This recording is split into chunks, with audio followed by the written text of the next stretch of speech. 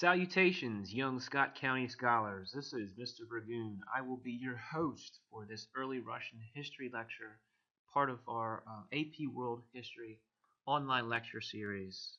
Hopefully you have in front of you your printed out guided notes for this lecture. I'd like to remind you here that filling in the gaps in those notes is very minimal, right? And there's going to be a lot of information that I'm going to talk about here that beyond those gaps, and you have margins on your paper, and it's a good idea to take notes in those margins. Let's begin, shall we? Let's look at this. Let's begin with this direct comparison between the Russian Empire and the United States. This is actually the Soviet area of control here, but for intents and purposes, it's the same as the Russian Empire. First thing you're going to notice here from this comparison, ladies and gents, is that the Russian Empire was much larger than the United States, right? The second thing you notice from here, ladies and gents, is that the Russian Empire is much higher, well, the majority of it is much higher in latitude than the United States is. The areas that correlate to the same latitudes as the United States are what is today southern parts of Ukraine, southern parts of Russia, the northern Caucasus region, and what is today Kazakhstan, and then also a tiny little part of the Russian Far East, which leaves the vast remainder of the Russian Empire at a more northerly latitude than the United States, and even indeed a significant chunk of it lies within the Arctic Circle. What this means, ladies and gents, is that Russia is a very large empire. It is a very cold empire. Okay. Some of the staple crops that work and are very successful for American civilizations, such as corn, simply do not work in Russia. Their agriculture is based more on winter hardy cold weather crops such as wheat, rye, and after the Columbian Exchange, potatoes. Okay. You'll see here, and I'm going to talk on the next slide here in a moment, you'll see that Russia has a vast coastline that is worthless if you're interested in sailing, because that coastline is frozen mostly for 8 months of the year. Let's continue on here. Themes in Russian history. These themes are going to be visited and revisited, not only in time period 4, but also time period 5 and 6 as well. Expansion by conquest, ladies and gents. The Russian Empire does not expand by trade or by cultural diffusion. It expands by military conquest. The very earliest expansion of the Russian Empire is kind of done out of need for to create a buffer between the Russian state and Central Asian invaders. They're going to continue that on later.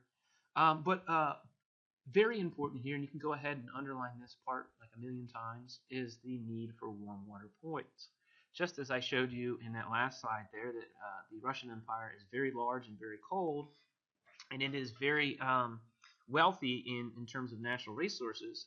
The problem is getting those natural resources out, and when the ocean around you is frozen for 8 months of the year, it becomes very difficult to do that. So the Russians are shopping for a warm water port, which basically means a port that does not freeze over in the winter months. They're going to expand east all the way to the Pacific in search of warm water ports. They're going to expand and take over their neighbors in the Baltic region to try to get warm water ports, and they are going to feud with the Ottomans for control over the Black Sea and the Dardanelles, on which Istanbul, now Istanbul used to be Constantinople, is situated there.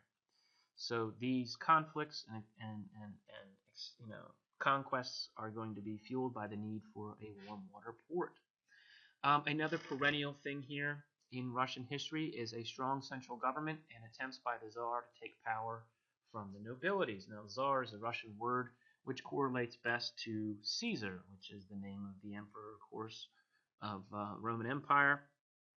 In the same way that Kaiser, which is the German word for Caesar, it denotes emperor as well in the German language. Boyar is the Russian word for nobility. What we're going to see here, ladies and gents, is that you've got the strong central government headed by the Tsar. You've got the boyars who inherit their wealth and their land. And then you have a vast group of people underneath them who are the ordinary Russians who are pretty poor. But these boyars have, because they inherit what they have, they don't necessarily have a loyalty to the Tsar, and the Tsar is interested in people who are loyal to him. And one of the ways he keeps people loyal to him is through a scary secret police. This is another perennial thing that you're going to see in Russian history up into the current day in order to keep the grips on a strong central authority in such a large, underpopulated area. You're going to see the Tsar use very draconian methods of establishing and maintaining power.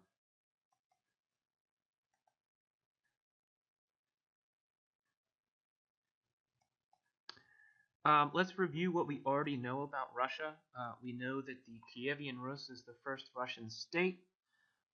It is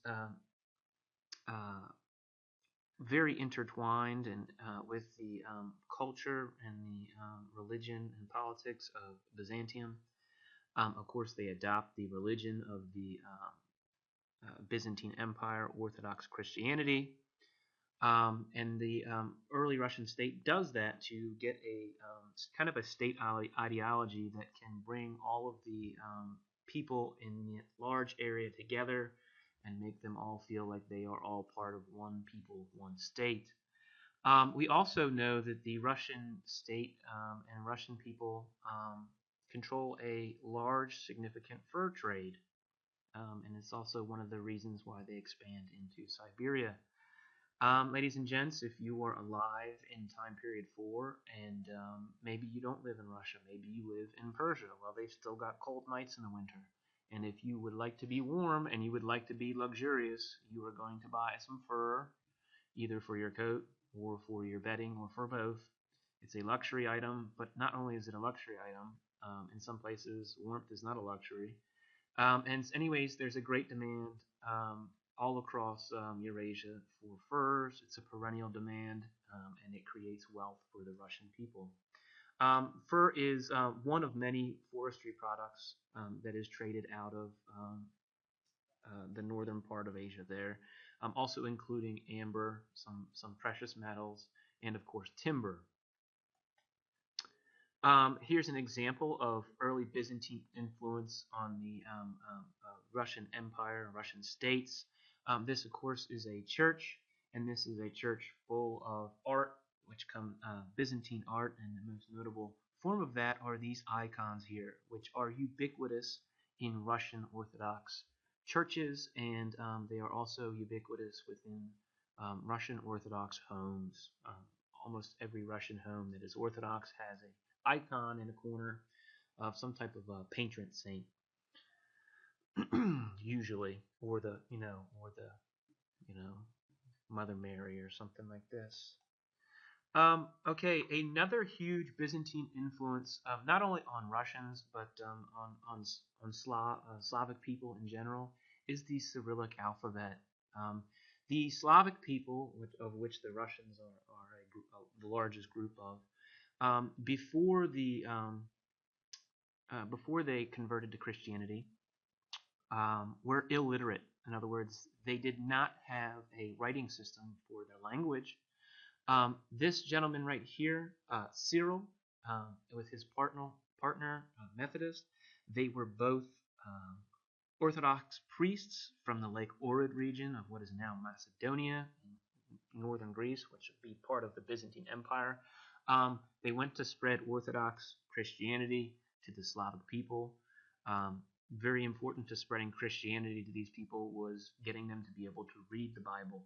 So they took the Greek alphabet and they adapted it to the sounds of the Slavic language, and they created the Cyrillic alphabet, which is what Russian is written into today. It was very important to get Slavic people to have a writing system so that they could read the Bible and become Orthodox.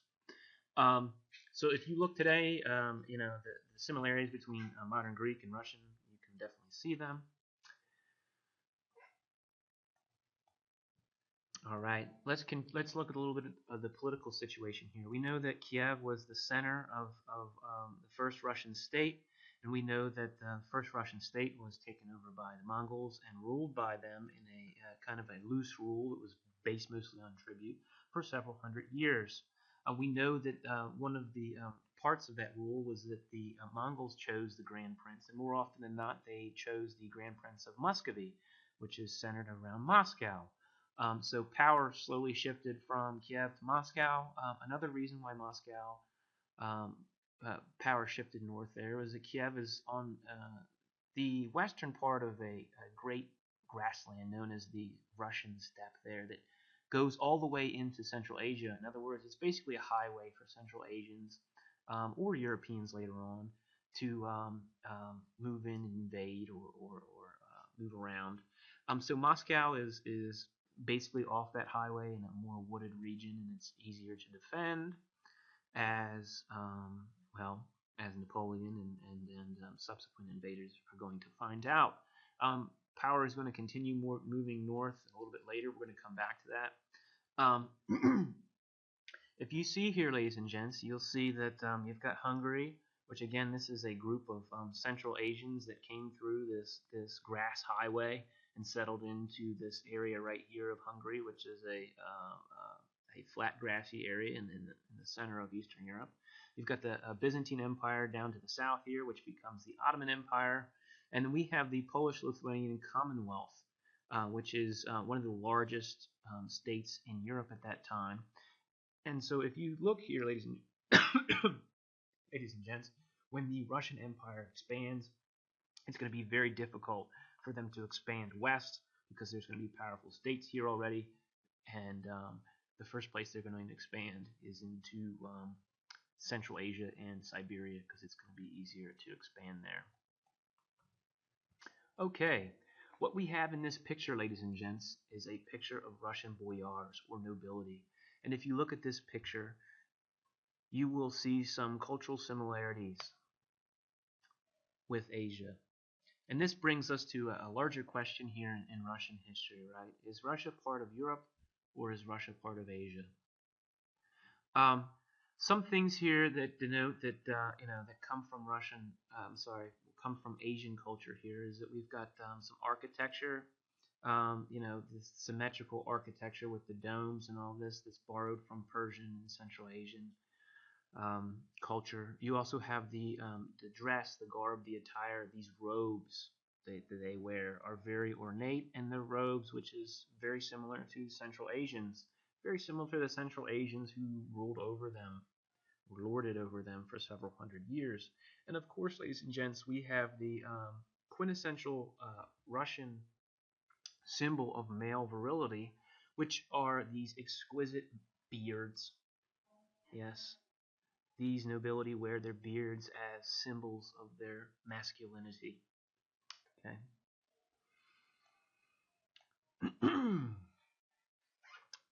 Ivan the Great is basically creates a Russian state where it had fallen under Mongol rule. He basically refuses to send tribute anymore to the Great Khan. In exchange, he has, in order to get people behind him, he has to basically provide security to the Russian boyars and Russian people. Otherwise, they would just say, no, we would prefer to send our money to the Great Khan so he doesn't attack us. So Ivan III has to do some convincing to get the Russians to send their tribute to him instead of the Great Khan. Ivan IV, aka Ivan the Terrible, which is a bad translation. It's actually something like Ivan the Awesome. They both spread absolute rule, absolute power in Russia, largely at the expense of the boyars. Okay.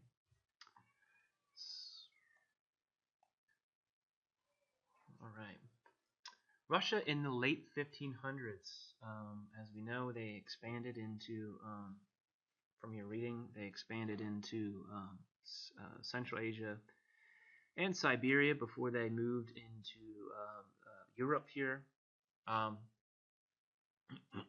they needed to do that because they needed to gain the power and the wealth from ruling over those lands in order to build a army strong enough to attack places like the Baltic states here, the Teutonic Knights, and the Polish-Lithuanian Commonwealth. Um, hey, when we talked about the Crusades earlier in European history, there were three regions of Crusades. We had the Spanish Reconquista, we had the Crusades in the Holy Lands, which set up Crusader states for about 100 years around Jerusalem and other cities there. And then we had a third region, which was Crusades going into the Baltic region. The Baltic region is basically the last area of Europe to become Christianized, and mostly Germanic crusaders moved into this region and set up kingdoms based on those crusades there. So, what we're going to see here before Russia moves into those areas is how they move, what kind of military they have, and their armies of Cossacks, all right, are used in these campaigns here. And Cossacks, ladies and gents, come from two different parts of Russian society. We have Cossacks traditionally come from this southern part of Russia here. You have people who are ethnic groups who are on the edge of the Russian Empire there, who are co-opted to serve the Tsar in exchange. He gives them some freedom and independence, and they give him their undying loyalty. A second group of Russians become Cossacks, which are people who are from within the Russian state, who do not want to live within the confines of the Russian social system. They can move out to the borders of the Russian territory there and gain some freedom, but they have to fight and serve the Tsar. These Cossacks are going to be very important for the expansion of Russian power into Central Asia and Siberia, are later going to be used against Europeans, and then later are going to be used against any dissent against the Tsar. They have very strong loyalty to the Tsar because he has given them their freedom and he can take it away. So they have no loyalty to the Russian class of people that the Tsar is trying to take power from, the Boyars.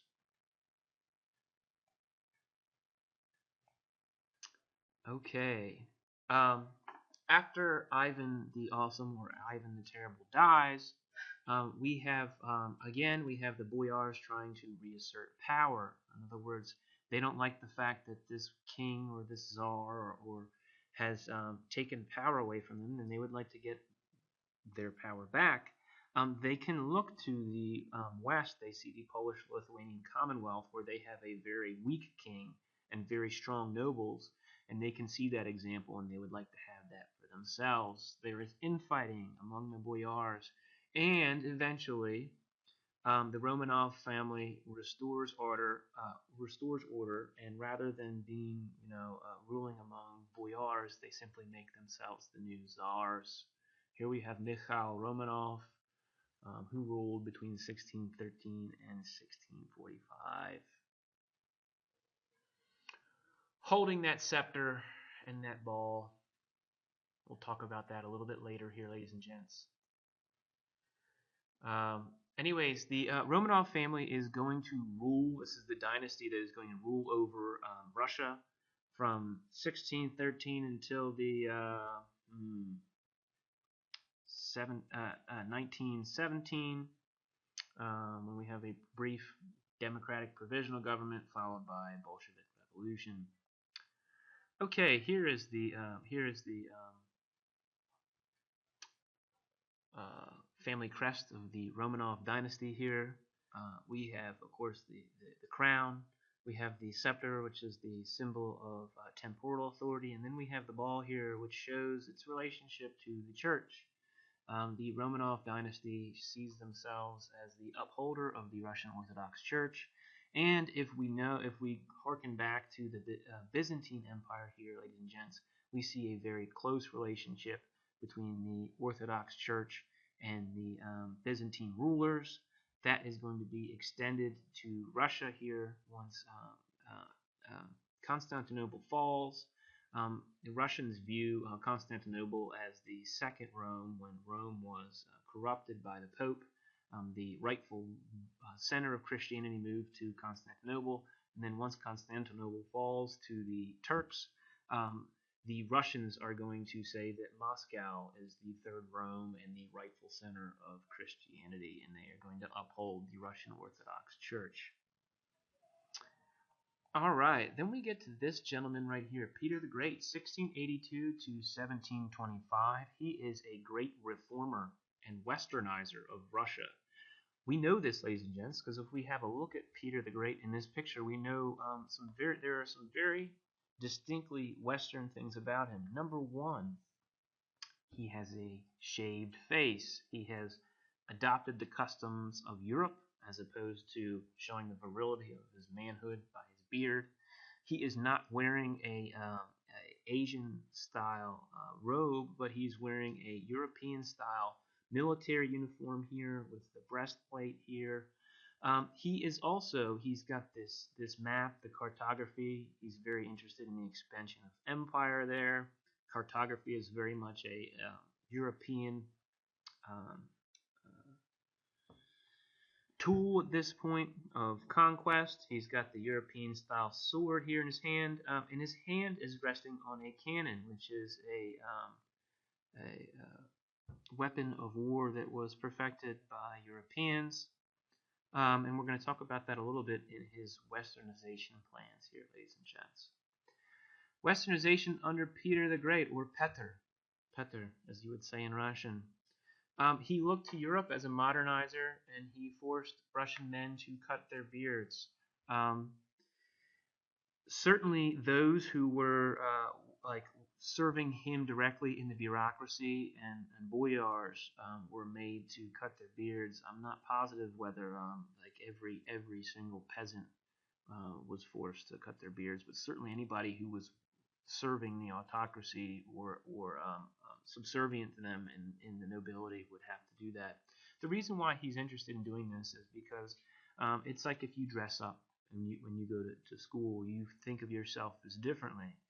He wanted the important parts of Russian society to dress like Europeans so that they would feel and act like Europeans. At this point, ladies and gents, the reason why he's looking to the West is because he sees European countries expanding their empires and becoming more powerful at the same time that Asian empires are kind of becoming stagnant. So as sitting in an empire that straddles both Asia and Europe, he can see both examples, and he sees where power is going to lie in the future, and he would like to align Russia in that way. He builds infrastructure, ladies and gents, but at this point we're not talking about railroads, we're talking about roads. Most importantly, we're talking about ports, okay, because the number one way to move things around here is still by ship. He expands the territory all the way to the Pacific there. Again, looking for that warm water port. It ends up at Vladivostok, which I guess you could call like a cool water port. He reformed the bureaucracy and took power away from the boyars. Again here, ladies and gents, he is interested in disenfranchising this group of people who are wealthy and don't derive their wealth from him, and he is interested in giving power and wealth to those who are loyal to him. Not unlike, by the way, ladies and gents, the Janissary system here in the Ottoman Empire, and not unlike the exam system in China. Okay, he relocated the capital to St. Petersburg, which is actually farther to the north, not much to the west, but what St. Petersburg does afford is a port which provides greater access to the ports of Northern Europe. Basically, it's much faster to reach Europe from St. Petersburg than it is from Kiev or Moscow. And they call St. Petersburg Russia's window on the West. He is interested in incorporating Western ideas into his empire, and therefore he brings the center of his power closer in terms of proximity to those ideas. He also built a navy with the help of Western engineers. Just the same way that, like, how the Mughals and the Safavids and to a lesser extent the Ottomans didn't really build their own, didn't invest in navies, partly because they're Central Asians and they didn't have much experience with it. Russians didn't have much experience with a navy, but Peter recognizes that these sea-based empires created by Europe are very powerful, and that if he wants to compete with them, he needs to create a navy.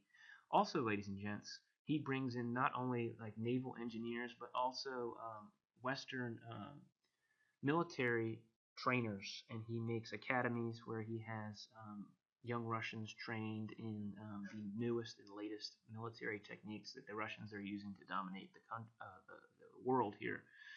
One of those techniques is using cannons, and you need to be really well educated if you're going to be an artillery officer, because you're dealing with physics and you're dealing with chemistry, and in order to be effective with that cannon, you need to understand both.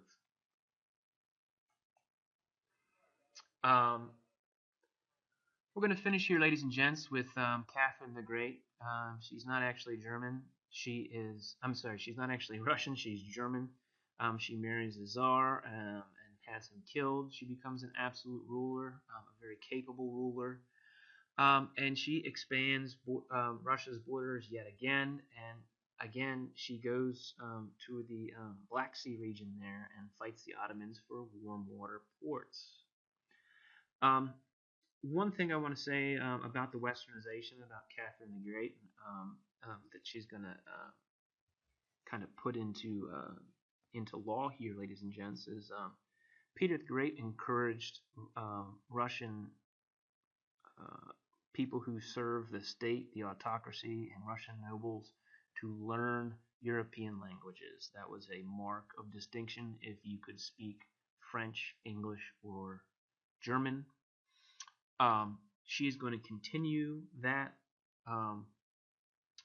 and the Russian aristocracy, the Boyars, and the people who are involved in the autocracy and running of the government are going to adopt European ways of life, and they're going to import European things to make themselves look fancy and talk fancy and all these things, and they need money for that. And the problem is that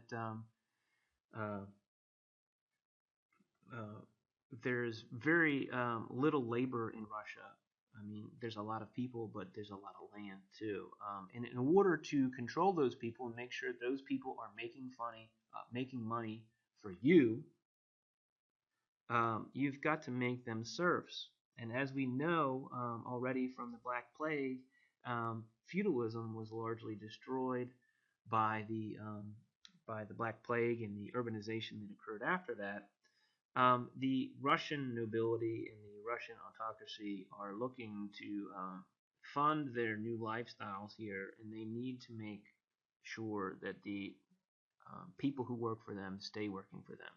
So what we have is what they call a second serfdom in most of Eastern Europe, not just Russia, where the normal people who largely broke free of serfdom were later put into serfdom again. Catherine the Great makes serfdom legal. She puts it into law there. It remains in Russian law until about the same time as the United States gets rid of slavery in the 1850s, 1860s. So there we have it, ladies and gents. We have early Russian history in a nutshell, just short of 30 minutes here. Enjoy the rest of your day.